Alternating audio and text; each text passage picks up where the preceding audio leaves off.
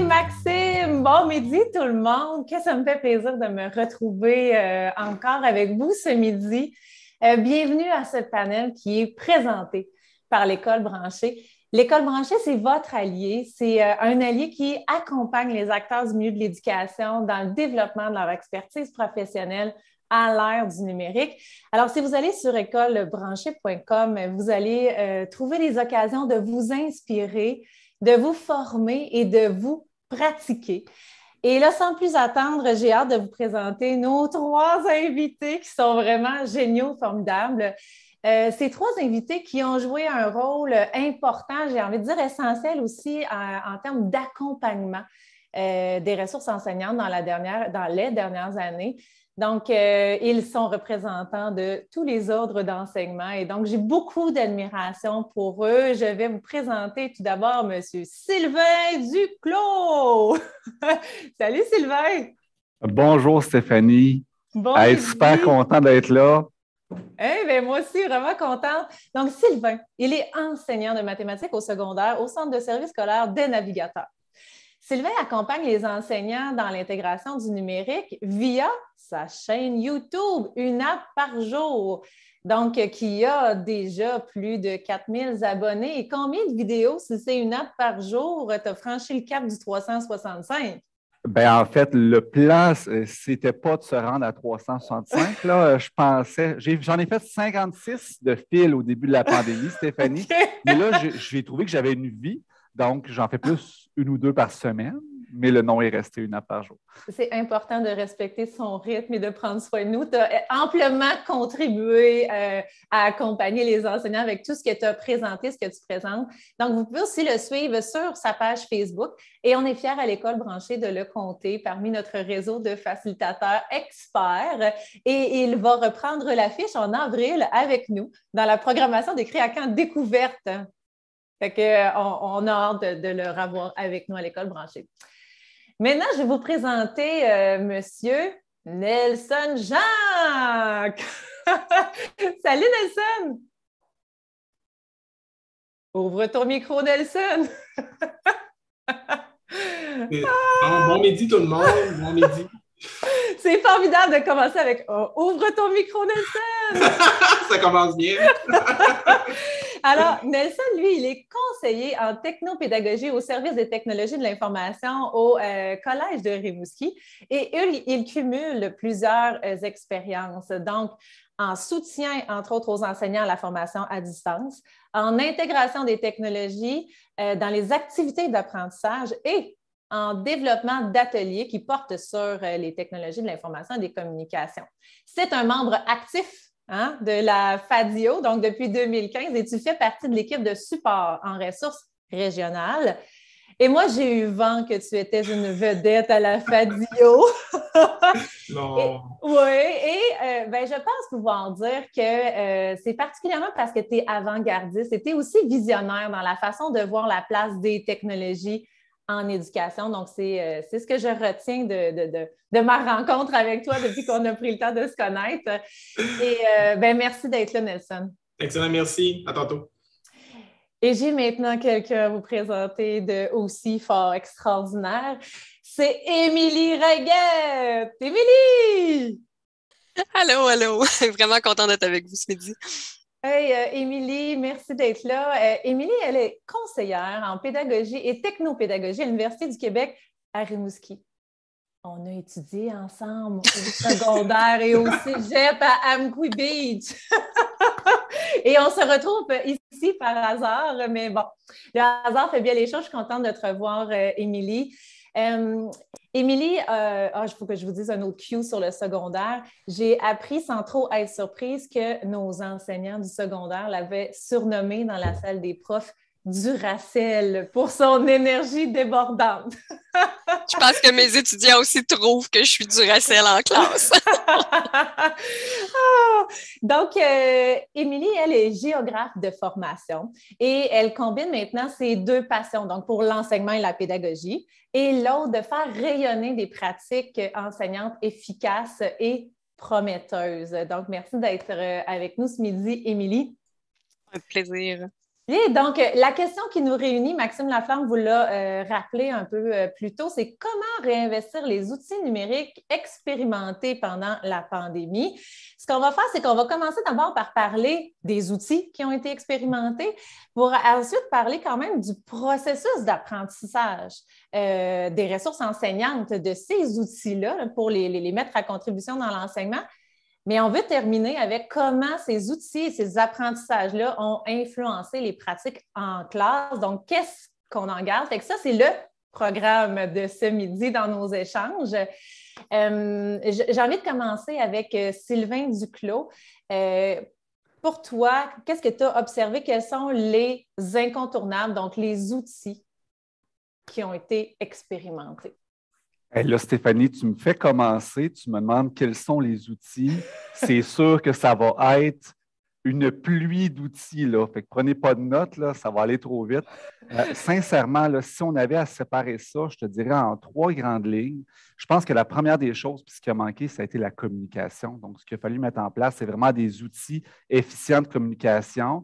Nous, au secteur jeune, ça a été vraiment de rejoindre les jeunes où est-ce que c'était facile pour eux, ça allait popper, donc se rapprocher, sortir du courriel, puis aller chercher les jeunes. Donc, les outils, les Teams, les Classrooms, c'est certain qu'on les a expérimentés, on se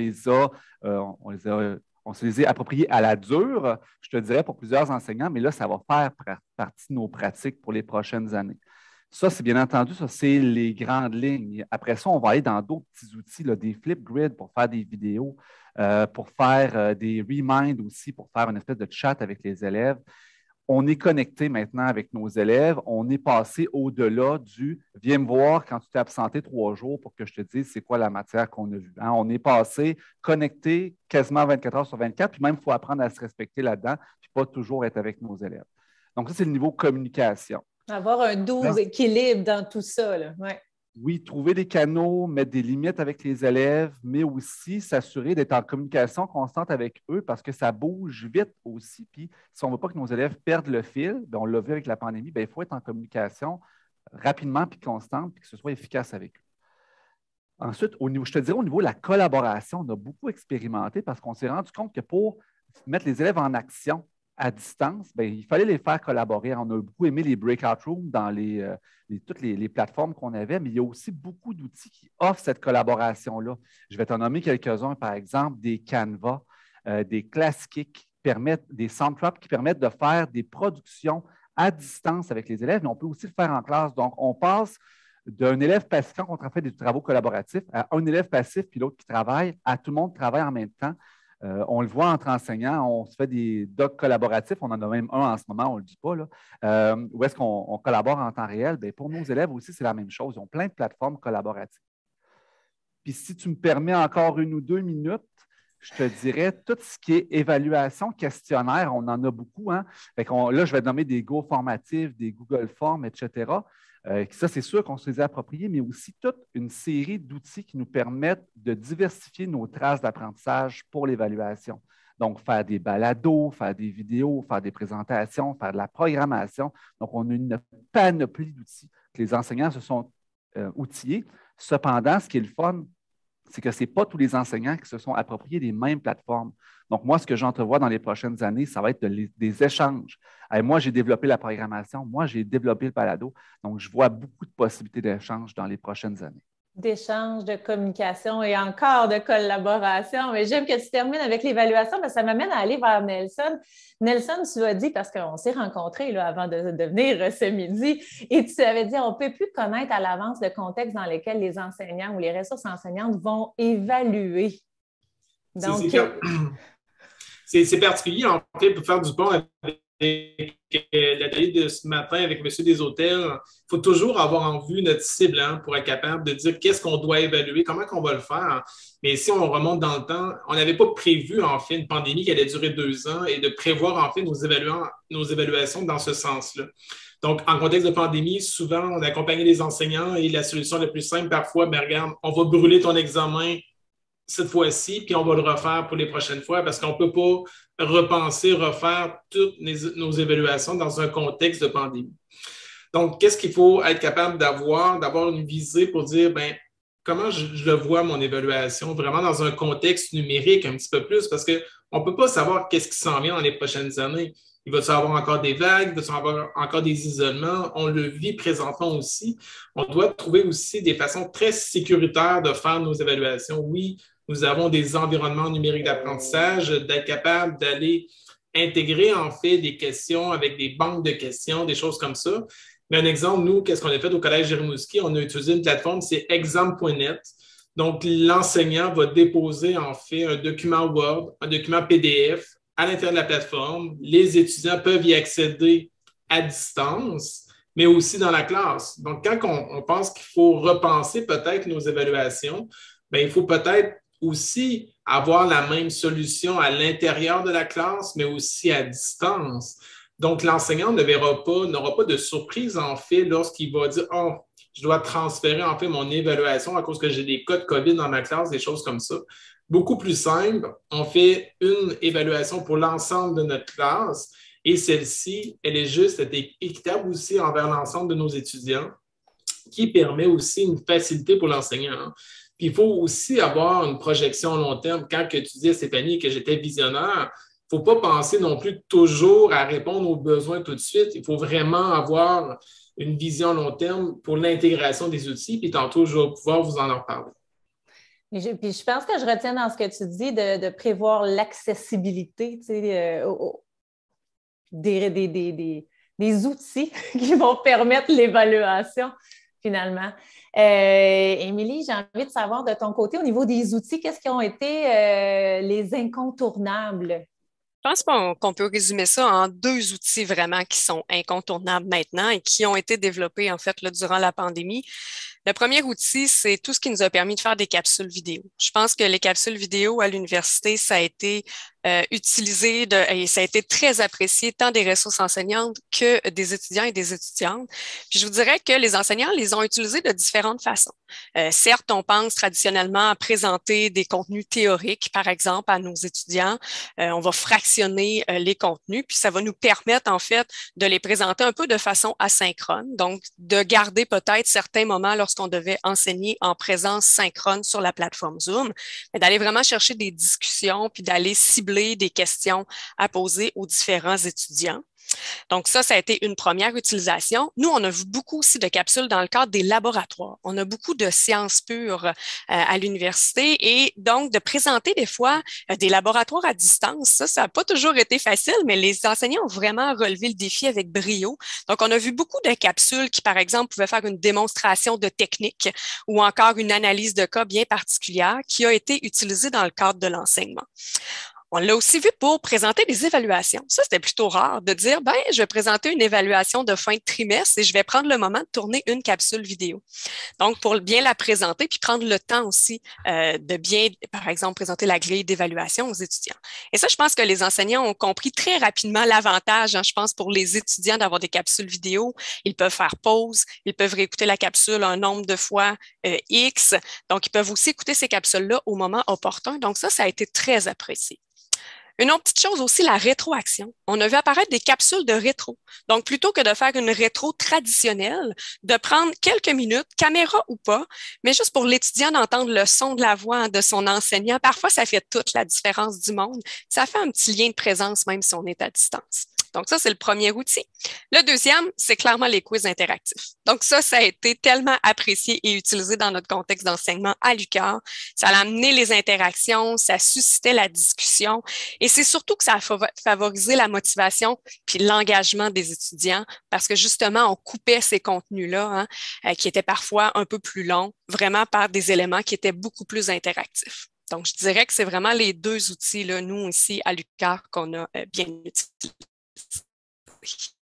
Puis tu as relevé quelque chose d'essentiel ou d'important dans le contexte qu'on a connu, le contact humain. Puis dans la voix, dans la rétroaction qui est audio ou encore vidéo, c'est ce qu'on retrouvait de la part des étudiants, des élèves, d'avoir ce contact humain-là au travers de la rétroaction, entre autres, qui était offerte par les outils numériques qui ont été expérimentés. Maintenant, comment ça s'est passé, ce processus d'apprentissage-là, tu sais, de la part de vos collègues, des ressources enseignantes avec qui vous avez travaillé? Nelson, j'ai envie de commencer avec toi.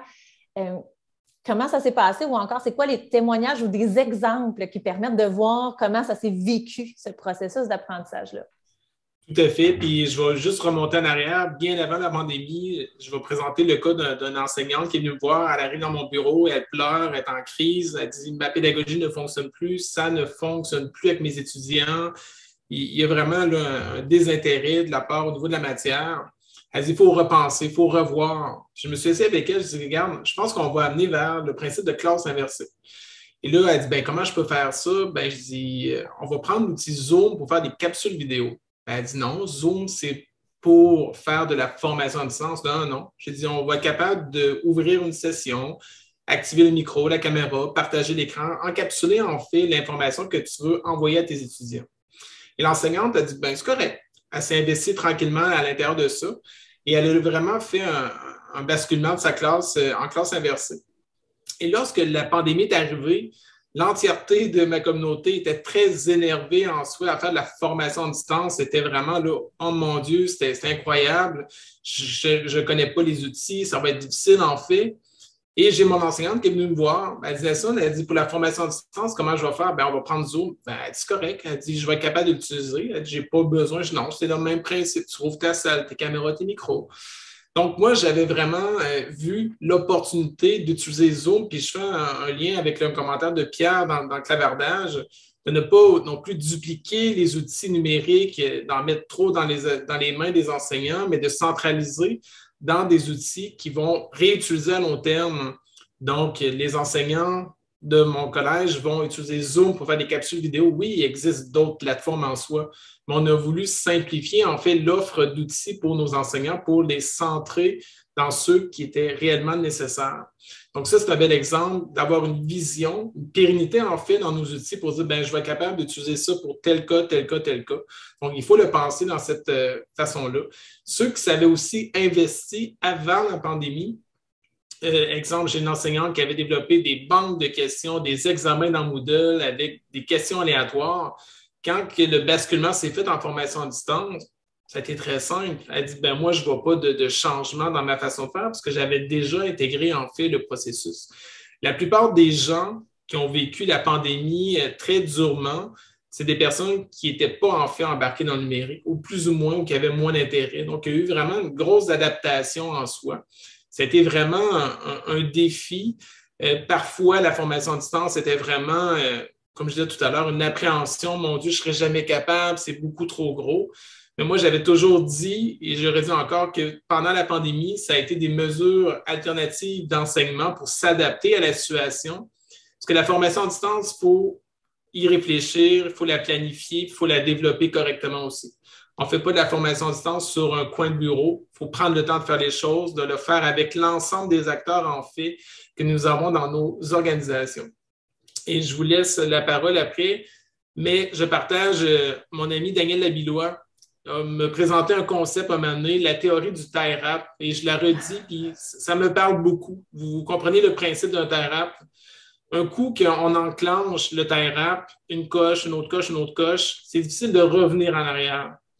Et lorsqu'on va amener en fait l'intégration du numérique dans notre pédagogie, dans notre classe en soi, et je repense à mon enseignante qu'elle vit des beaux jours, de nos jours avec sa classe inversée, même à distance, même en classe, ben, elle dit, je ne vois plus comment je pourrais faire sans mes capsules vidéo.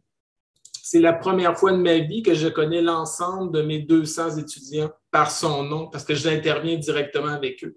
Donc, ça a créé en fait un lien beaucoup plus fort envers les étudiants. Ça a amené en fait une légèreté aussi au niveau de sa classe, de sa pédagogie. Et c'est vraiment, là, il n'y a pas de retour en arrière possible. Donc, comment réinvestir en fait nos outils numériques? Bien, il faut les intégrer correctement et parfois, ça va être difficile de s'en séparer. Voilà.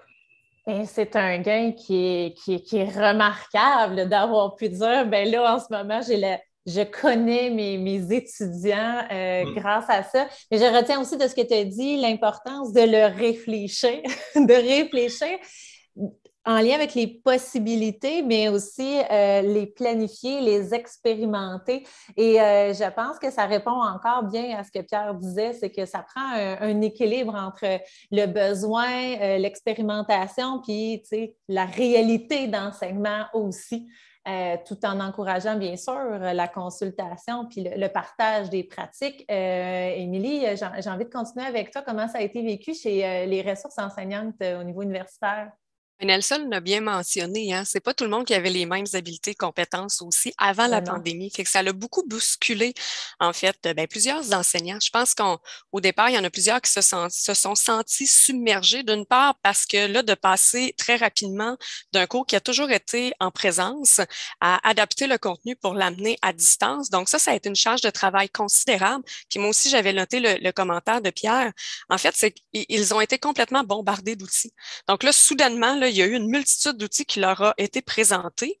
Puis bien que ce soit hyper stimulant parce qu'on voit tout le potentiel de ces outils-là, ça a été étourdissant pour plusieurs d'entre eux parce que là, ils se sont soudainement sentis anxieux puis ils disaient « Oh mon Dieu, est-ce que je dois utiliser tout ça dans le cadre de mon enseignement? » Donc là, nous, notre rôle, en fait, où nous, on est arrivés, ça a été vraiment un rôle de soutien puis d'accompagnement personnalisé en fonction de l'enseignant, en fonction de sa personnalité, de ses valeurs, de son style d'enseignement.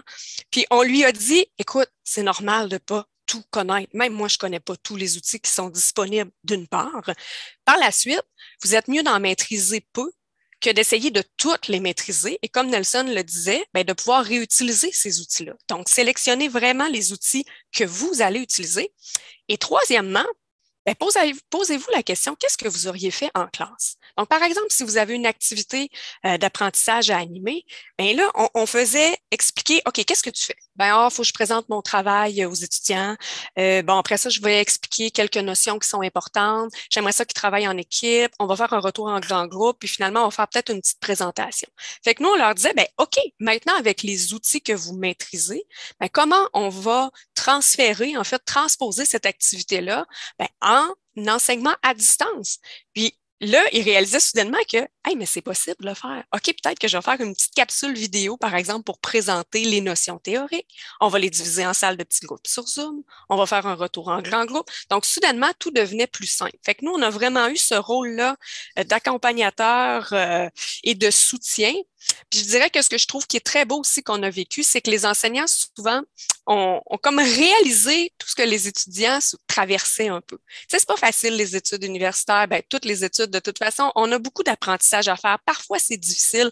Il y a beaucoup d'enseignants qui ont fait une prise de conscience de c'est quoi la réalité de leurs étudiants, parce que soudainement, c'est comme s'ils ont vécu un peu là, ce contexte-là. Donc ça a amené beaucoup d'empathie, je dirais, d'ouverture, d'écoute et de bienveillance. C'est ce qu'on veut garder dans notre enseignement. Wow, puis merci, Émilie, d'avoir soulevé la réflexion qui a rendu possible les choix, puis de voir au travers des possibilités des outils, lesquels vont servir dans le contexte d'apprentissage, d'enseignement que je veux créer pour ce cours-là. Donc, cette dynamique-là, donc il y a ces ancrages très, très réels dans la vie d'un enseignant qui se planifie, qui se réfléchit. Puis là, tu as tellement bien expliqué le processus au travers lequel passer. Super. Il faut garder en tête, que la pédagogie est au cœur. Hein. C'est pas quels outils qu'on va utiliser, c'est vraiment qu'est-ce qu'on veut comme pédagogie. Puis par la suite, qu'est-ce qui peut nous aider à. Donc, il faut garder ça toujours au cœur. C'est très bien nommé dans la réflexion que tu présentais. Maintenant, Sylvain, de ton côté, comment tu as vu que le processus d'apprentissage s'est réalisé là, dans l'utilisation des différents outils là, par les enseignants? Je trouve ça super drôle d'être le prochain à parler, Stéphanie, parce que dans la panoplie d'outils garochés et le trop plein, ça, c'est pas mal ce que j'ai fait dans les 2 dernières années. Mais je comprends très bien, effectivement, que pour plusieurs personnes, ça a été un flot et un tsunami d'outils. Puis l'intention n'a jamais été, tu dois tous les connaître. En fait, plus les enseignants en connaissent, plus ils se rendent compte que ça revient pas mal toujours au même. C'est toujours à peu près la même plateforme, c'est toujours la même structure avec des possibilités. Donc, on devient de moins en moins anxieux, mais je le comprends. Mais moi, ce que j'ai vu de mon côté, c'est au niveau de la formation des enseignants, tout un changement de paradigme. Donc, si je retourne il y a 3-4 ans, ce qu'on avait, c'était des formations offertes par les établissements, par les centres de services scolaires, pour tout le monde, à une date prédéterminée. Tous les besoins. Le besoin, c'est ça que tu as. Tu as ce besoin-là, puis on va te le montrer à ce moment-là. Mais là, maintenant, ça a tout changé. Les enseignants, ils vont chercher, puis en plus, ils ont la possibilité de le faire avec leur sort de formation, bien, moi, j'ai besoin d'avoir un créacan à l'école branchée. Bien, je vais aller chercher un créacan à l'école branchée. Je vais aller faire une formation à mon rythme à cadre 21. Je vais aller écouter une app par jour. Il y en a plein. Donc, les enseignants sont passés d'un mode passif de formation, je dirais, à un mode actif où ils vont chercher le contenu dont ils ont besoin, la façon dont ils ont besoin au moment où ils en ont besoin. Donc, toute cette formation-là a été repensée. Puis il y a tellement d'outils qui sont disponibles, puis à la limite, il y en a presque trop. Hein? Donc, on ne s'y retrouve plus, mais c'est un beau problème, en fait. Puis, il va se faire un ménage, normalement, là-dedans. Puis, il y a des choses qui vont se consolider. On est en effervescence au niveau de la formation. Donc, moi, c'est ce que je vois au niveau des enseignants. Puis, en plus, ce que je trouve vraiment intéressant aussi, c'est qu'on est passé aussi à un niveau de témoignage. Donc, moi, j'ai des gens qui m'écrivent dans le day-to-day par des messengers en courriel. « Hey, Sylvain, j'ai une petite question. J'ai écouté ta capsule, mais j'ai une petite question. Hey, je pense que j'aurais jamais pensé approcher un formateur à distance comme ça, moi, il y a 5 ans. Mais aujourd'hui, c'est comme ça. Puis moi-même, j'ai écrit à un prof d'université. Puis les contacts se font à travers les réseaux, les Twitter, les Facebook, etc. Puis les gens vont chercher encore plus leurs besoins de formation. Hey, finalement, j'ai eu ta formation, mais j'ai une petite question encore. Là. Comment est-ce que tu ferais ça? Ah, moi, je ferais ça comme ça. Puis là, je cherche tel outil. Attends, j'ai telle intention pédagogique, puis dans les outils que je connais, je n'ai pas la façon de le faire, mais je suis sûr que ça existe. Ah oui, il y aurait peut-être tel outil. Ah oui, je vais expérimenter ça. Donc, vraiment, là, on est en effervescence en ce moment au niveau de la formation. Donc, tantôt, avec Nelson, on parlait de l'accessibilité des évaluations du fin. Il fallait y penser, mais là, tu es dans l'accessibilité des personnes de référence, des personnes de confiance vers qui se tourner pour justement aller prendre confiance dans les choix, dans les possibilités des différents outils qui existent, toujours en fonction des besoins qu'ils ont. Mais oui, ce qui est intéressant aussi, Stéphanie, c'est qu'on se trouve des formateurs qui nous intéressent aussi, puis avec lesquels on a des affinités. Hein? Notre réseau s'élargit. Fait que, je l'ai vu dans le chat tantôt, j'ai vu Laurie Couture à l'école branchée. Ben, Laurie est toujours super sympathique, c'est toujours empathique puis bienveillant ses formations. Je le sais que je vais aller chercher quelque chose d'intéressant. Quand elle m'offre un nouvel outil, ben, je vais aller voir qu'est-ce qu'elle a à m'offrir parce que je trouve ça intéressant. Donc, ça m'ouvre à des nouvelles possibilités aussi parce que le lien, il est créé avant même d'avoir ce besoin. J'aime ça. Nelson, si vous voulez intervenir. C'est important aussi que, comme acteur, comme technopédagogue, en fait, on accompagne des enseignants. On a tous un rôle à jouer, en fait, d'amener les gens vers des points précis. Mais aussi, il y a les organisations qui ont un rôle à jouer là-dedans pour offrir aussi la disponibilité et l'accès à des outils. Exemple, pour les quiz, il y a plusieurs outils qui existent dans ce monde-là. Mais parfois, il faut faire des choix pour dire, ben, regarde, on va orienter en fait l'ensemble de nos usagers vers une solution qui est soutenue par l'établissement. Donc, exemple, on prend un abonnement au CLAP pour l'ensemble de nos enseignants, même si c'est accessible pour les étudiants, pour permettre en fait d'explorer au maximum et de se concentrer sur un outil qui est reconnu par l'établissement et qui est payé en fait, à vrai dire. Là. Donc, il y a un rôle du technopédagogue qui accompagne des CP, mais parfois, l'établissement a aussi un rôle à jouer d'aller mettre des sous pour octroyer en fait l'accès gratuit. Parce que je voyais dans le clavardage que oui, il existe une panoplie d'outils, on attire par la gratuité et un jour, clic, cling, on passe à la caisse, puis là, ça devient payant, puis ça devient frustrant. On vient de perdre du temps d'investissement pour se retourner vers une autre solution gratuite. Donc ça, il ne faut pas non plus se gêner en fait d'interpeller nos directions, d'interpeller nos établissements pour dire, regarde, on a un besoin X. Il y a plusieurs possibilités, mais voici celle qu'on recommande. Ça va coûter tant par année. Donc, il y a vraiment un rôle d'amener les gens vers des plateformes pour des outils qui ont, à la limite, pour unifier, centraliser les fonctionnalités, mais aussi pour dire, regarde, ça nous prend aussi un effort de l'établissement pour donner accès à l'outil. Définitivement. Puis, ce que Nelson vas-y, Sylvain. Excuse-moi. Ce que Nelson t'allait dire, c'est super important parce que c'est vraiment sécurisant et pour les enseignants et pour les étudiants aussi, ça, d'avoir des plateformes qui sont communes. Pourquoi toujours changer de plateforme de questionnaire alors qu'on en a peut-être une qui fait ce qu'on veut à 90-95 %? Puis même chose pour plein d'autres types de plateformes. Donc, quand on disait tout à l'heure, pas nécessairement se garrocher partout, effectivement, on se demande, ma plateforme commune, est-ce qu'elle fait le travail pour ce que je veux comme intention pédagogique? Puis si ça ne le fait pas, bon, on ira explorer. Mais quand on est capable, on se concentre sur des plateformes communes. Définitivement. Ça fait partie, à un moment donné, des prises de décision qui peuvent se prendre dans une organisation. Puis il y a un rôle de conseiller qui est nécessaire, là. Émilie, tu voulais ajouter quelque chose? Simplement qu'ils ont tout dit, puis je partage leur point de vue. C'est beau! Mais on l'a vu, ça aussi. On l'a vécu, nous aussi, ce que Sylvain vient de mentionner là, sur les outils, là, des quiz interactifs. Il y en a, je ne sais pas combien d'outils qui permettent de le faire. Là. Mais à un moment donné, d'en utiliser certains ou de faire des choix institutionnels, on est pleinement là-dedans, nous, en ce moment. Là. Donc, oui, on a des outils parfois qui sont utilisés par la plupart, qui sont peut-être pas à 100% parfaits, mais au moins qui nous permettent d'accompagner, parce que dans un rôle d'accompagnement aussi, on peut pas connaître toutes les plateformes, tous les outils et vraiment offrir du support à l'ensemble des ressources enseignantes sur tout ce qu'ils souhaitent utiliser. Donc, c'est vraiment important de garder un peu ce ratio-là. Maintenant, j'ai envie de vous envoyer, là, vous avez beaucoup parlé du processus d'apprentissage. On a été submergés, il y a eu beaucoup de choix, mais il reste que c'était la pédagogie qui était au cœur, qui dictait la réflexion, les choix et tout ça. Mais maintenant, en classe, maintenant que ça a été expérimenté, qu'il y a eu beaucoup d'outils ou de développement de compétences numériques qui ont été enclenchés, qu'est-ce qui se passe de différent maintenant dans vos institutions d'enseignement? J'ai envie de commencer justement avec toi, Émilie. C'est quoi les bienfaits que tu as vus et comment ça se passe maintenant après ces apprentissages-là? Moi, je dirais l'essayer, c'est l'adopter. Je pense qu'il y a beaucoup d'enseignants qui ont vu les bénéfices tant pour eux pour monter des capsules vidéo sur les apprentissages, sur l'engagement, sur la motivation, sur la collaboration et sur les possibilités que ces outils-là apportent.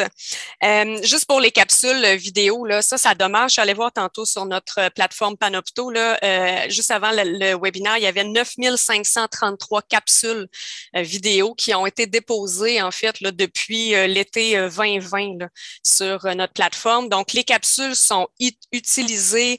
Parfois, on réutilise des capsules qu'on a déjà montées.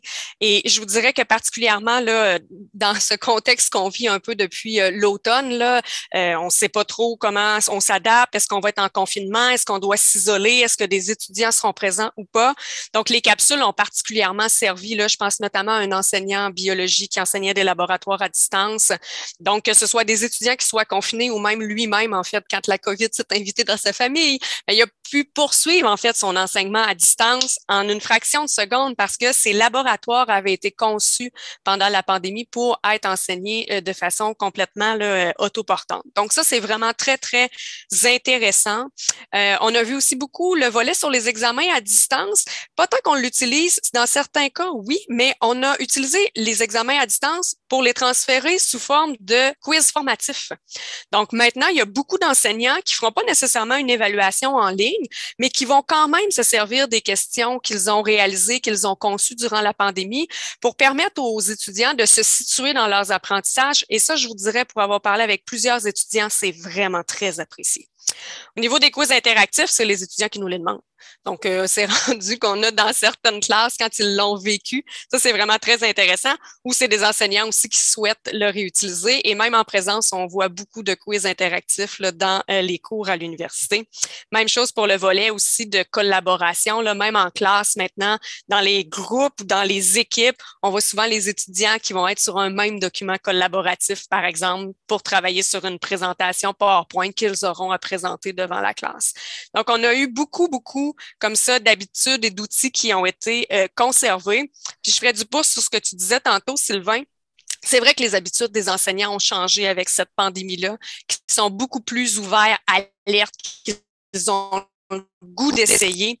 Et ça, on le voit maintenant. On reçoit des courriels qui nous disent « Hey, j'enseigne cet été, j'aurais comme le goût de donner un petit refresh à mon cours. Est-ce qu'on pourrait brainstormer ensemble sur comment on peut modifier des éléments, des évaluations? » Donc, on a beaucoup de questions où « Ah, j'ai vu tel outil, je sais pas, est-ce qu'on l'a à l'UQAR? Est-ce qu'on pourrait regarder comment je pourrais l'intégrer dans ma pratique? » Donc, on sent beaucoup plus d'engouement aussi. Là. Je pense que les enseignants ont eu beaucoup plus confiance en eux par leur capacité puis les habiletés qu'ils ont développées. Puis maintenant, ils souhaitent poursuivre là, parce que clairement, ça a beaucoup d'avantages, en tout cas, sur la motivation puis l'engagement de nos étudiants. Motivation, engagement de vos étudiants, j'aime ça parce que vous l'aviez souligné, ça, que ça a été observé dans l'intégration des outils numériques dans différents contextes, que ça avait été un gain aussi de l'intégration des technologies. Sylvain, j'ai envie d'y aller avec toi. Ça a été quoi les bienfaits qui ont été vécus? Qu'est-ce qui reste maintenant de ces apprentissages-là en classe? Bien, je te dirais, Stéphanie, que la première des choses, la disponibilité des outils, parce qu'au niveau au secteur jeune, il a fallu faire des achats massifs pour les jeunes, hein. Donc maintenant, on a des outils. On est passé, je pense, de 90 outils à 450, 500 dans mon établissement. Là, tu parles donc, des outils Chromebook ou tablettes iPad ou exactement. Donc, c'est majeur. Donc, on peut en garder en tout temps dans les classes, etc. Donc, ça change la donne, bien entendu, d'un bout à l'autre. C'est certain qu'au niveau de l'évaluation, les enseignants qui sont passés au numérique veulent le conserver, ne serait-ce que pour être efficace, puis donner une rétroaction plus rapide aux élèves. Hein, parce que quand on a des outils qui s'auto-corrigent, on peut faire de l'évaluation formative ou des petites pondérations pour donner des rétroactions rapides, puis garder un suivi de la progression de nos élèves. Puis ça, c'est majeur quand même comme changement. Moi, j'ai déjà nommé, les enseignants sont capables de se dédoubler. On parlait de vidéo tout à l'heure. Avec des plans de travail, on responsabilise les élèves. Bien entendu, on leur fait développer des habitudes qui vont leur servir au cégep, à l'université aussi, au niveau du travail. Puis, ça nous permet de nous dédoubler parce qu'on est à la fois, on va dire, notre propre enseignant ressource. Donc, l'élève écoute une capsule, on a un élève qui a plus de difficultés, on a le temps de s'asseoir avec, de répondre, de faire des exemples supplémentaires, de reformuler. Donc, ça, on se dédouble avec la technologie. Donc, il n'y a rien de prouvé là-dedans, mais le day-to-day nous le dit que ça a un impact, particulièrement sur les élèves vulnérables, mais il faut travailler aussi à les responsabiliser parce que souvent, quand ils sont plus vulnérables, au niveau de l'organisation, c'est plus complexe. Donc, on peut travailler aussi avec eux de ce côté-là. Moi, je trouve que le numérique, ça nous permet aussi d'offrir à nos élèves des tâches qui sont beaucoup plus signifiantes. Donc, dans la classe, moi, ce que je vois au niveau des projets qui se vivent, créer un site Internet de compagnie, moi, c'est nouveau. C'est tout récent que je vois ça. Faire du vidéo, faire des comptes, des lectures de comptes, animer, c'est des tâches qui sont signifiantes pour les élèves parce que nos élèves, puis nous, on vit dans un monde numérique. On a juste à voir le temps qu'on passe devant un écran dans une journée, puis on n'est pas ici pour discuter si c'est un problème ou pas, mais on est dans un monde numérique. Nos jeunes, ils vivent dans un monde numérique, donc des tâches qui sont signifiantes pour eux. Ce n'est pas tu écris une lettre à la main au premier ministre. Ce n'est pas ça que nos élèves vont vivre. Ce n'est pas ça qui les allume. Donc, ça nous prend une intention numérique parce que nos élèves vivent dans un monde qui est comme celui-là. Je te dirais aussi, pour finaliser, qu'on est sur un penchant entre l'intégration et la mobilisation du numérique. On est sur quelque part entre les deux. Hein? Mm-hmm. Est-ce que ça... Intégration, parce qu'on n'est pas partis tous du même point de départ. Donc, j'ai des enseignants qui sont encore dans un processus d'intégration du numérique, qui disent hey, « je vois mes collègues, ça a des impacts dans leur classe, les élèves font des beaux projets, sont motivés. Moi, j'ai envie d'embarquer maintenant, parce que je sais que ça se fait. » Mais il y en a d'autres qui passent vraiment dans une mobilisation signifiante du numérique dans leur classe. Donc, on est sur un point de bascule, je te dirais, là, au niveau des enseignants en ce moment. Mais définitivement, vous l'avez dit, ce n'est pas tout le monde qui était au même point de départ, mais tout le monde a définitivement développé sa compétence numérique et surtout la façon de l'intégrer dans sa pédagogie en fonction de sa réalité d'enseignement, bien entendu. Moi, Sylvain, je disais souvent la seule façon de se cloner, c'était de collaborer. Maintenant, je vais devoir ajouter ou de faire des capsules vidéo. Mais la collaboration, c'est tellement important. Là, les groupes de partage, on se les nommait tout à l'heure, qui sont nés avant et qui ont explosé avec la pandémie aussi. Là. Le nombre de fois que je me fais dire par un enseignant j'ai trouvé ça sur les maths autrement. J'ai trouvé ça sur l'éthique en éducation. J'ai vu passer ça sur Twitter, puis je l'essaye en classe. Là. Quand on travaille en vase clos, c'est fini. Là. Mais définitivement, ça a permis de créer des liens entre les collègues, puis vous l'avez nommé aussi entre les enseignants ou les ressources enseignantes et les élèves ou les étudiants. Nelson, de ton côté, qu'est-ce que tu as pu observer? Moi, je me rends compte que les enseignants, ils comprennent plus pourquoi ils veulent intégrer du numérique. Auparavant, même avant la pandémie, j'avais une enseignante qui venait me voir, elle dit « Je veux faire un caout ». Je dis « Pourquoi tu veux faire un caout ?» parce que les autres filles de mon département n'en font, je suis la seule à ne pas en faire. Je veux que tu me montres comment fonctionne le Kahoot. Je dis non. Je dis, c'est pas la bonne raison. Elle dit, tu ne veux pas me montrer? Je dis non. Je dis, dis-moi le vrai pourquoi. Je dis, pose-toi les vraies questions en soi. Puis comme conseiller pédagogique, on a ce rôle-là de questionner, de challenger pour vraiment qu'ils aillent définir leur intention particulière. Puis après 15 minutes, je l'ai vraiment toffé longtemps, l'enseignante. Puis elle a vraiment dit, ben regarde, je veux vraiment voir où est-ce qu'ils sont rendus dans leur savoir. Bravo, je vais te le montrer. Elle dit juste ça qu'il fallait que je dise oui. Je ne te l'aurais pas montré pour faire comme les autres. Ce n'est pas la bonne raison en soi. Maintenant, ils savent le plus-value en soi, puis pourquoi on va prendre tel outil dans tel contexte. Ils l'ont vécu dans la pandémie parce que lorsque les enseignants étaient à leur maison, c'était difficile d'interagir en fait avec les étudiants. Donc, ça, de vraiment savoir pourquoi l'utiliser pour vraiment mesurer l'intention est là. Moi, je pense aussi qu'il faut répondre au contexte sanitaire. Je ramène le contexte sanitaire parce que la pandémie n'est pas finie malheureusement. Il va y avoir d'autres inconnus, mais il faut être prêt en soi. Il faut aussi que ça puisse évoluer avec le temps. On voit des nouvelles façons de faire dans les établissements, le mode commodal, l'hyperflex, donc c'est tout, iFlex, excusez, c'est toutes des choses qui s'en viennent, qu'on va devoir, puis hier, on voyait le webinaire avec Mme Maude pour les metaverse, bien, c'est toutes des choses qui s'en viennent éventuellement, qu'on va devoir s'ouvrir et de regarder qu'est-ce qu'on est capable de faire. Souvent, la technologie, en fait, c'est un moyen pour alléger la tâche. Il ne faut pas que ça devienne complexe. C'est mon confrère qui le dit, Marcel, il ne faut pas que ça amène une surcharge pour l'enseignant, au niveau de l'appropriation, de la compréhension. Il faut que ça simplifie la tâche le plus possible. Et si on utilise des outils qui sont plus complexes, ce n'est pas le bon choix. Il faut vraiment trouver l'outil qui va nous simplifier la tâche puis qui va donner accès à l'étudiant facilement. Ça, c'est super important. Moi, qu'est-ce que je remarque dans mon collège, c'est qu'il y a de plus en plus d'intégration de périphériques dans les classes suite à la pandémie. Les jeunes, les étudiants ont été habitués à travailler avec des documents collaboratifs, de prendre des notes de façon numérique. Auparavant, c'était fait de façon manuscrite. Donc, on doit installer l'électrification dans les locaux, ajuster nos locaux dans ce sens-là, de changement aussi de nos salles de classe qui étaient très traditionnelles parfois, mais on est en train de repenser pour intégrer en fait du numérique un petit peu plus. Et ça, on le fait conjointement avec les enseignants. On repense à nos environnements pour se projeter vraiment dans le futur. Et c'est vraiment un gros comité que nous avons présentement pour les 5, 10, 15 prochaines années. C'est où est-ce qu'on veut aller en pédagogie avec nos étudiants? C'est quoi que nous avons besoin? Ça, il faut le faire, je crois, avec la collaboration des enseignants, parce que c'est eux qui sont dans la classe. Rien ne sert d'imposer quoi que ce soit, mais on va travailler de façon collective pour être capable de trouver la solution pour être prêt pour l'avenir. Je disais que Nelson était visionnaire et il y a une belle démonstration là. Bien entendu, on a parlé vraiment beaucoup d'une perspective de la compétence numérique des enseignants qui se sont développés avec l'utilisation de ces technologies-là. Mais j'ai vu avec mon œil gauche dans le clavardage qu'il y avait des questions par rapport à comment on a en parallèle accompagné les élèves et les étudiants aussi à se familiariser avec maintenant les outils qui ont été souvent initiés, on va dire, par les enseignants ou les ressources enseignantes.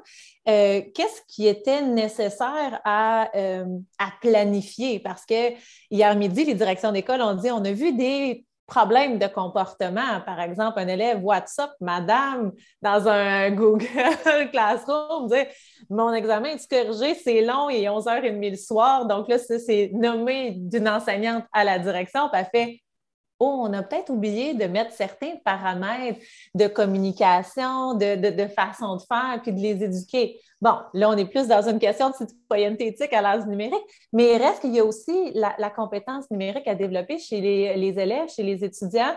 Qu'est-ce que vous pourriez nommer qui a été aussi, qui a fait partie de la réflexion, en fait, des enseignants quand ils ont commencé à utiliser les outils technologiques dans leur enseignement? Sylvain, tu as le goût d'y aller, hein? Oui, hein? Je peux m'avancer. Sylvain, tu y vas? Oui, Sylvain, Sylvain, il va, Nelson, moi, je pense après. La première chose, je pense, en tout cas, moi, c'est une chose qu'on a statuée en début de pandémie, puis ça n'a pas fait des heureux nécessairement dans mon établissement, c'est on commence par des outils communs. Première des choses. Là, quand on a basculé en pandémie, là, puis l'enseignement à distance, là, puis moi, je connais des collègues dans d'autres écoles où est-ce que chaque enseignant choisissait sa plateforme et sa façon de fonctionner pour les premières semaines. Ça a été ouh. Mais quand on a une plateforme commune pour commencer, bien, on a un point de repère, puis si jamais il y a des problèmes, on peut se référer tous au même endroit. Donc, je pense que ça, commencer par des plateformes communes, c'est une clé. Ensuite, je pense que la principale chose quand on forme nos élèves à l'utilisation du numérique, c'est de leur apprendre à pêcher.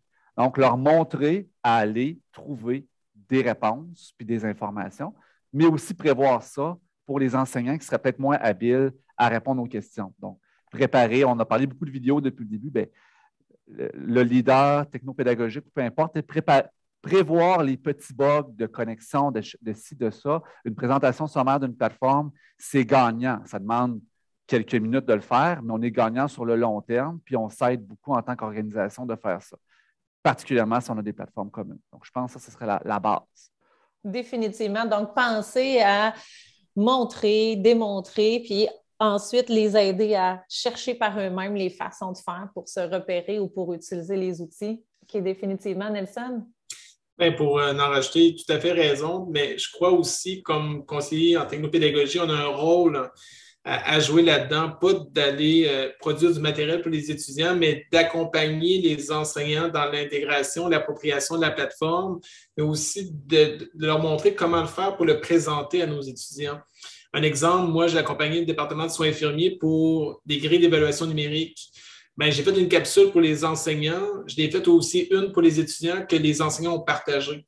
C'est beaucoup plus facile pour moi de le faire et de le partager pour aider les enseignants dans l'intégration. Donc, l'enseignant n'a pas eu la charge, en fait, de le présenter aux étudiants dans le fonctionnement. C'est moi qui s'en ai occupé pendant qu'eux-mêmes se l'appropriaient en même temps. Donc oui, ça m'a pris 30 minutes de plus faire la capsule, mais en même temps, c'est fait. Puis ça a comme donné vraiment un bon coup de main à mes enseignants pour se lancer, en fait, dans ce changement-là, pour simplifier, en fait, leur quotidien, qui était vraiment complexe.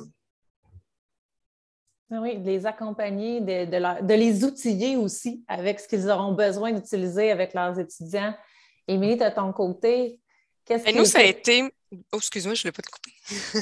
Continue, tu es déjà prête. Bien, en prévention, je dirais, parce que je ne pense pas qu'on va avoir un yo, madame, dans une présentation Zoom à l'université. C'est WhatsApp. WhatsApp, oui, effectivement. Non, on se fait beaucoup vous voyez et c'est moi qui dois dire de ne pas me vous voyez.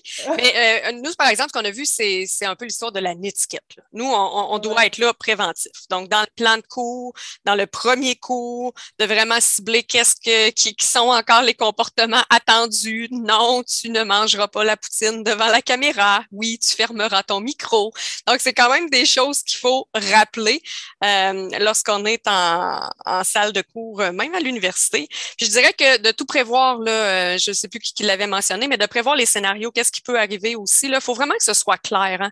Je pense que le fait d'être à distance, tout est exacerbé, le bon comme le mauvais. Donc, si un cours n'était pas clair en présence, il risque de ne pas être clair à distance. Donc, vraiment de garder ça toujours en tête, de rendre ça le plus clair pour pas que les étudiants aient à chercher, que ce soit identifié et très simple à trouver l'information. Encore une fois, là, je partage votre point de vue, messieurs, sur les outils communs. Là, pour qu'on puisse avoir un support et un soutien, et clairement, on doit avoir des outils qui sont communs pour éviter justement là, de mal soutenir nos ressources enseignantes. J'aime aussi, Nelson, ce que tu as dit. Là, nous aussi, ça nous arrive des fois de faire des capsules pour les étudiants. Là. Je pense qu'on doit porter une grande attention, je dirais dans notre cas encore plus grande aux besoins des étudiants. On s'est beaucoup centré sur les enseignants. C'est beaucoup les enseignants qui vont supporter aussi leurs étudiants, d'où mon idée de on va connaître peu d'outils, mais on va vraiment bien les maîtriser parce qu'on doit sécuriser aussi nos enseignants lorsqu'on est en classe. Mais je pense que nous, on aurait peut-être un petit chemin de plus à faire là, pour développer là, un peu cet accompagnement-là avec les étudiants. Okay. Pour conclure vers la période de questions, là, j'en ai une toute simple pour vous. Là. Qu'est-ce que vous souhaiteriez voir plus maintenant dans les salles de classe? De tout ce qu'on a appris, là. Vas-y, Sylvain. Je vais y aller. Moi, je commence à en voir plus et je veux en voir plus. De la motivation parce qu'on a des activités qui sont signifiantes et varié. Donc, le numérique devrait nous aider quand même. Puis je pense que c'est de développer pleinement le potentiel de nos jeunes. Le numérique nous permet de développer leur autonomie, leur créativité, donc que ce soit la meilleure version d'eux-mêmes. Voilà. Plus, Sylvain, j'aime ça. Maintenant, Nelson. Ben, en fait, c'est d'intégrer le numérique pour les bonnes raisons, pour les bonnes pratiques, de vraiment voir notre intention loin, devant, comme M. Deshôtels le parlait ce matin, puis d'amener en fait les outils correctement. Moi, j'entends souvent dans les corridors de ramener la pédagogie, mais avec un côté un petit peu plus humain, parce qu'on a fait beaucoup l'emphase sur le numérique, puis ça a été difficile pour beaucoup de personnes, mais je crois qu'il faut ramener en fait la pédagogie dans nos classes, avec un côté humain, tout en utilisant correctement les outils à l'intérieur de nos classes. Donc, c'est vraiment là, de doser correctement les choses, mais aussi, c'est de développer les compétences numériques de nos étudiants. On vient d'en parler, je pense que c'est vraiment un enjeu. Et on croit souvent, vu qu'ils sont nés dans les années 2000, qu'ils sont nés avec un cellulaire dans les mains, qu'ils sont super bons en Snap et en Insta. Mais au niveau d'une table des matières, parfois, c'est plus complexe en soi. Même de niveau universitaire, ça peut être complexe pour des étudiants. Donc, il ne faut pas les oublier. On a parfois une idée préconçue de leurs compétences numériques, mais il faut vraiment s'y attarder, c'est super important. Oui, tu nous rappelles un doux équilibre à faire au travers de toutes ces réflexions-là, mais garder l'humain au cœur de nos réflexions puis des choix, et de ne laisser personne derrière. Émilie, je termine avec toi. Moi, ce que je souhaite garder plus, là, c'est cette belle attitude-là. Le fait que les enseignants ont osé. Je veux qu'ils poursuivent, en fait, leur exploration, qu'ils testent, qu'ils tentent, qu'ils explorent, qu'ils sortent de leur zone de confort comme ils l'ont fait. Parce qu'on a vu des initiatives incroyables tout au long, en fait, de ces derniers mois. Puis je suis vraiment certaine qu'on va poursuivre sur cette lancée. Je pense que ça peut apporter beaucoup au monde universitaire, qu'on teste des nouvelles modalités pédagogiques. Ça fonctionne, ça fonctionne. Ça fonctionne pas, c'est pas grave. On va l'avoir testé. On trouvera autre chose, mais d'amener ce désir-là, ce souhait-là d'améliorer sa pratique, puis de se centrer vraiment beaucoup plus sur les étudiants avec de l'empathie. Le volet humain, c'est extrêmement important, comme Nelson le mentionnait. Moi, c'est ça que j'ai le goût qu'on garde. C'est vraiment de garder tout le positif. Certes, ça n'a pas plu à tout le monde, cette pandémie-là, puis cette adaptation-là, mais je suis pas mal certaine que tout le monde y a retiré quelque chose de positif, par exemple, puis que tous ont eu une amélioration, ne serait-ce qu'à un élément, là, mais une amélioration des pratiques enseignantes. Je suis certaine que tout le monde peut trouver un petit positif là-dedans. Ah, tellement, Émilie. Et nous, à l'École branchée, on rappelle à quel point les enjeux à l'ère du numérique sont d'abord humains, ils sont aussi relationnels. Fait que gardons ça au cœur des réflexions, des pratiques, puis de tout ce qui est fait dans le milieu de l'éducation. Merci, extraordinaires invités, Sylvain Duclos, Nelson Jean, Émilie Ringuette. Wouhou! Je suis certaine que maintenant, Maxime va peut-être vouloir vous adresser quelques questions. Je le laisse. Il a été plus attentif au clavardage que j'ai pu l'être. Ben, juste comme ça, là, d'entrée de jeu, là, je capote sur votre panel. C'était incroyable. Solide! Incroyable. Le clavardage a été en feu pendant les 60 minutes. C'était dur de garder le fil de tout ça. Il y a eu des échanges, des débats, des réflexions. Vous avez aussi vous-même, là, je pense à Sylvain, Nelson, vous avez écrit des choses dans le clavardage en temps réel. C'est merveilleux.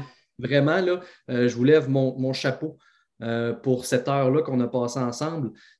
J'ai noté quelques petites questions. Puis ce que je vais faire aussi, c'est que j'offre la possibilité aux gens qui sont avec nous présentement de lever la main pour ouvrir votre micro. Donc, c'est moi qui dois autoriser l'ouverture du micro. Mais vous pouvez lever la main sans problème. Puis, tu sais, Nelson, Émilie et Sylvain, il y a tellement de beaux et bons commentaires dans le clavardage. Je ne peux pas vous lire tout ça. Mais ce que je peux faire, par contre, tantôt, juste à la fin, il y a Laurie Couture qui a encore frappé fort. Donc, elle nous a fait un sketch note incroyable. Je vous le montre dans quelques petites minutes. Puis je vais vous le laisser un peu commenter aussi en temps réel. Ça va être bien pertinent. Mais il y a une question en particulier qui m'a frappé par rapport à... Puis c'est un débat. C'est un débat qu'on voit beaucoup là, sur Twitter, entre autres, là, sur la traduction francophone d'outils. Okay. Donc, des outils qu'on a peu utilisés au Québec parce qu'ils sont anglophones. André Loisel veut savoir votre opinion là-dessus. Donc, devrait-on se grouper pour faire des demandes de traduction francophone lorsque l'outil peut être d'une grande utilité, selon vous, panélistes? Il n'y en a pas nommé un en particulier qui, oui, selon lui, aurait oui. pu. Il y en a, il y a Equatio qui a nommé, Critique qui a nommé aussi. OK. Cher panéliste. Ben, j'aime ça y aller en premier, moi. Dans le fond, moi, je pense qu'il y a, oui, il y a une responsabilité de s'organiser lorsqu'il y a des outils qui répondent à des besoins. Là, je vais parler au secteur jeune, par exemple, le fameux CISA, qui est seulement offert en anglais pour l'instant, mais qui n'a pas d'équivalent, en tout cas, du moins que je connaisse encore. Peut-être qu'il y a quelque chose de québécois, je ne sais pas encore, qui permet de faire toutes ces fonctionnalités-là. Donc, c'est certain qu'on est un petit marché, le Québec, au niveau francophone, dans une mer anglophone et mondiale. Donc, c'est bien, puis c'est nécessaire de demander à ce que nos outils soient en français. Mais à ce moment-là, je pense qu'il faut s'organiser, puis il faut aller voir ces compagnies-là, puis leur dire, bien, regardez, on en a besoin en français par respect, puis fournir des traducteurs. On s'entend, on subventionne plein de choses. Et si on peut aller chercher une subvention pour une petite traduction française, puis s'assurer d'avoir les meilleurs outils, c'est bien. Bien entendu, peut-être qu'on a des développeurs québécois qui font des outils équivalents, mais il faut regarder aussi, il ne faut pas se tirer dans le pied, puis regarder si on n'aurait pas des outils équivalents qui sont développés au Québec, puis les mettre de l'avant aussi. Mm-hmm. J'avais mentionné aussi dans mes interlocutions qu'il faut interpeller nos directions parfois. Hein. Souvent, oui, on peut interpeller directement, mais si on a des regroupements, exemple la Fédération des cégeps, les commissions scolaires, les services scolaires, pardon, bien, ils peuvent aller de l'avant pour faire des demandes communes. On a des processus d'acquisition gouvernementaux, le CAG, et c'est toutes des possibilités que nous avons pour adresser des demandes, pour faire, en fait, changer, là, pas les mentalités, mais oui, en quelque sorte, qu'ils puissent offrir, en fait, des outils au niveau francophone. Nous, ça fait partie des évaluations. Hein. Là, avant d'entrer dans un outil, de le rendre disponible, on évalue sa sécurité, l'emplacement, les langues, le support, le service à la clientèle qui est super important. Parfois, la solution est super le fun, mais qu'il n'y a pas de service à la clientèle. C'est toutes des choses qu'on doit mesurer, en fait, pour choisir l'outil qu'on veut rendre disponible en soi. C'est bien dit, il y a des leviers, donc, Nelson, il faut les utiliser. Il y a Maxime Pelchat qui nous rappelle qu'on a une belle communauté d'entrepreneurs qui développent des technologies qui sont dédiées à l'éducation au Québec et donc, on peut en découvrir certaines sur le site web qui est mentionné dans le clavardage, donc définitivement. Émilie, voulais-tu ajouter ou on a une autre question? Non, mais vous pouvez passer à l'autre question. Je pense que vous avez pas mal fait le tour. C'est la même chose à l'UQAR. Excellent. Je vais donner le droit de parole à deux personnes, mes chers panélistes. On va commencer avec Stéphane Bédard. Allez-y, M. Bédard. Vous pouvez ouvrir votre micro vous-même. Est-ce que vous m'entendez bien? Oui, très bien. Allez-y. Félicitations pour votre présentation puis votre débat. C'est extrêmement intéressant. Moi, je suis un vieux. Et j'ai constaté effectivement qu'il n'y a pas d'âge pour s'intéresser à ces nouvelles technologies-là. Fait que souvent, on a ce préjugé-là, on se dit qu'il faut être d'un certain âge, mais non, pas vraiment. Moi, j'ai surtout un commentaire. Moi, je suis dans un centre de services scolaires, puis présentement, je suis un poste de remplacement au niveau des services éducatifs, mais j'ai très mal tourné dans la vie. J'ai été pendant 25 ans directeur d'école, là. Et puis, justement, au retour de la pandémie, là, après le 6 ou le 7 semaines là, en mars là, 2020, là, quand tout s'est arrêté, c'était un commentaire qu'on a eu de la part des parents. Les premières choses que les parents m'ont dit, c'est qu'ils m'ont dit « Mon Dieu, que c'est mêlant, parce que là, j'ai un enfant qui est au secondaire, puis là, son enseignant utilise Teams. J'ai ma petite qui est au preschool, puis l'enseignante fait un groupe de discussion sur Facebook, puis j'ai ma petite qui est en quatrième, que c'est un autre outil. Fait que, il y a eu beaucoup de débats là, tantôt dans le clavardage concernant les choix des outils. Mais il y a effectivement, à mon avis, des orientations d'organisation qui doivent être prises à un moment donné pour penser à nos clients aussi, parce que nos clients sont les élèves ou les étudiants, dépendamment de l'âge qu'ils ont, mais ils sont aussi les parents dans certains cas, puis il faut penser à eux autres aussi. Là, fait que nous autres, on a pris des enlignements ici au centre de service des Monts et Marais. Et puis, la deuxième chose que je voulais dire comme commentaire, c'est que j'ai eu une très belle formation à un moment donné avec un monsieur extraordinairement intéressant qui nous parlait de la motivation des élèves. Puis, ça m'a marqué dans mon imaginaire, cette formation-là. Le monsieur, il nous a dit que peu importe, OK, ils ont fait des sondages avec les jeunes qui ont décroché. Puis, tu sais, ils ont posé la question, autant un décrocheur qu'un non-décrocheur. Est-ce que l'école était importante pour tes parents? Est-ce que tes parents te donnaient de l'aide avec tes devoirs, etc.? OK? Puis, les réponses étaient semblables. OK? Que ce soit des décrocheurs ou des gens qui étaient restés à l'école et qui avaient été chercher la certification. Qu'est-ce qui avait ressorti le plus chez les décrocheurs? Je m'ennuie à l'école. C'est le facteur le plus important de décrochage, l'ennui. Puis le monsieur en question, il nous avait dit qu'on a 4 roues qu'on peut mettre sur notre 4x4 pour la motivation scolaire. Le premier, c'est que les élèves puissent avoir des choix et du pouvoir sur ce qu'ils sont en train de faire. Le deuxième, c'est que les élèves sentent que c'est utile plus tard dans leur vie. Le troisième, c'est qu'il faut que ce soit contextuel et adapté. Puis l'autre, c'est signifiant. Fait qu'avec ces 4 roues de 4x4-là, ça peut s'adapter aussi bien à l'enseignement à distance qu'à l'enseignement à présence. Mais il faut toujours penser que le risque de décrochage, c'est quand les élèves s'ennuient. C'était mon mot que je voulais vous partager. Monsieur Stéphane, c'est vraiment super. Il y a Émilie qui veut réagir, mais j'ai envie de dire qu'est-ce que vous venez de dire comme les 4 roues de votre 4x4. Là, je l'entends dire par des conseillers pédagogiques ou des enseignants qui parlent d'inclusion, d'éducation inclusive, puis de s'assurer que les élèves soient bien à l'école, soient disponibles pour apprendre, mais ils sont mis à contribution dans leur milieu, j'ai envie de dire. Émilie? Et nous, on l'a tellement vu, là, parce que, tu sais, les étudiants, maintenant, ils nous disent, hey, c'est parce que si je vais écouter une capsule de 3 heures, là, puis que je vais aller, par exemple, dans une salle de classe parce que le prof est à distance, clairement, je peux rester chez nous et l'écouter, ta capsule. Donc, il faut vraiment donner un sens à la présence. Il faut que ce soit une expérience wow.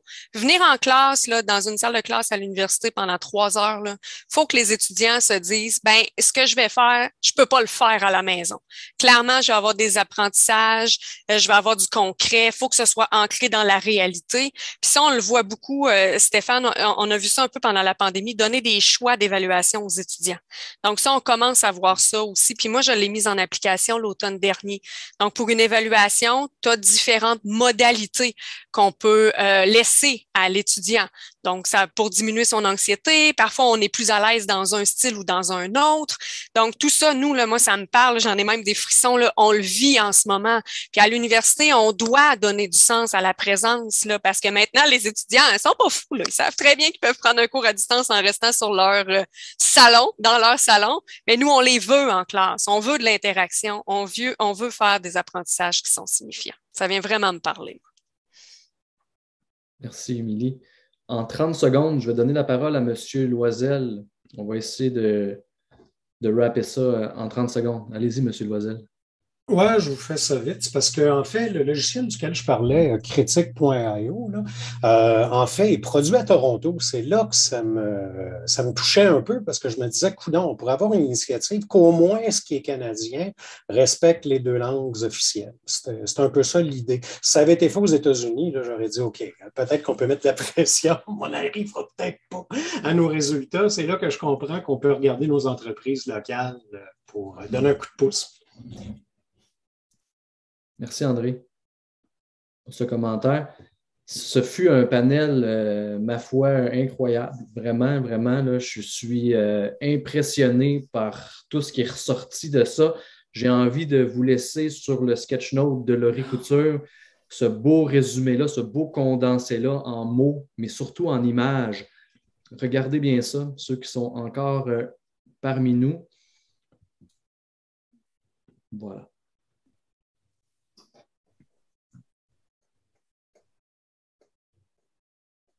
Donc, je vous laisse regarder. Si un panéliste ou Stéphanie veut prendre la parole, vous pouvez y aller pour commenter.